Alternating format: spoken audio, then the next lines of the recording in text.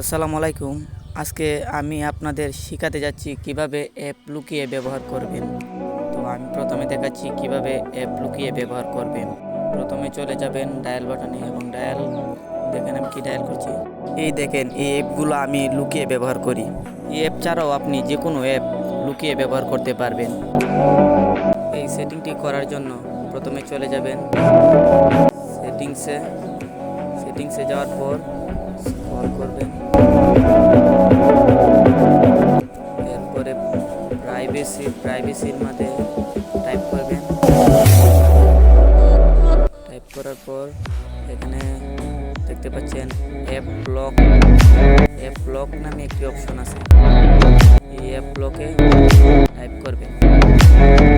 Type করার পর দেখতে পাবেন এখানে আপনার সকল ইনস্টল অ্যাপ চলে আসবে।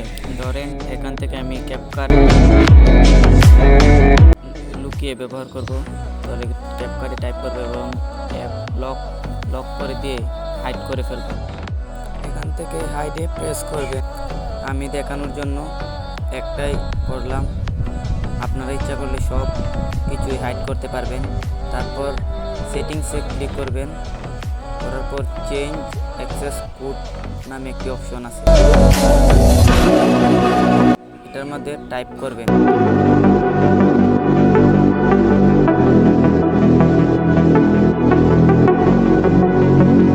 এখানে বলছে আপনি একটি কোড দেওয়ার জন্য অবশ্যই কোডটি দেওয়ার আগে হ্যাশ এবং শেষে হ্যাশ দিতে হবে।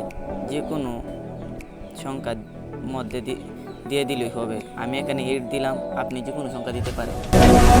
এরপরে ওকে, তারপরে ডায়াল বাটনে যাবেন এবং হ্যাশ দিলে আপনার চলে আসবে।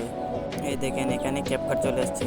ফেসবুক, জিমেইল এবং লেন্স এগুলো আগে হাইড করা ছিল। ভিডিওটা দেখে যদি কোনো উপকৃত হয়ে থাকে তাহলে লাইক, কমেন্ট এবং চ্যানেলটাকে সাবস্ক্রাইব করবেন। ধন্যবাদ।